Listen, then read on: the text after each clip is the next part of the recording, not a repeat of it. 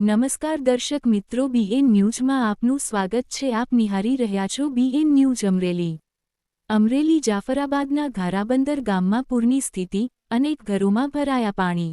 અમરેલી જાફરાબાદના ઘારાબંદરમાં જળબંબાકારની સ્થિતિ વચ્ચે ધારાસભ્ય હીરાભાઈ સોલંકી દોડી ગયા અને ધારાસભ્ય હીરાભાઈ સોલંકીએ જાતે પાણીમાં ઉતરીને લીધી પરિસ્થિતિની મુલાકાત.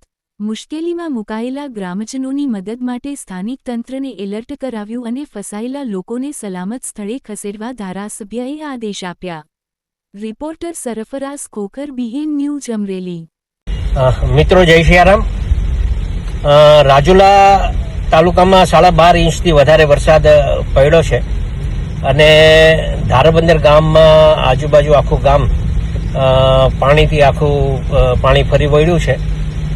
મારી ખાસ આપણા આ મત વિસ્તારના ઘણા બધા લોકોને બહુ સારું તરતા આવડતું હોય છે, તો આવા છોકરાઓની થોડી યાદી બની જાય અને એનો સંપર્ક અમારા સાથે થાય તો કોઈ ગામમાં આપણે મદદરૂપ થવા માટે આપણે જે ટીમ આવવાની હોય એ પહેલા આપણે કંઈક મદદરૂપ થવા માટે આપ સૌ અમારો સંપર્ક કરો અને જ્યાં જે ગામડાઓમાં મુશ્કેલી હોય એ મુશ્કેલી હેલ્પલાઇન દ્વારા મેં મારા ફેસબુક પર પણ મૂક્યું છે, એટલે એમાં પણ આપ મદદરૂપ થવા માટે આપ અમને જાણ કરો અને જ્યાં મુશ્કેલી હોય ત્યાં અમારા સંપર્ક કરો.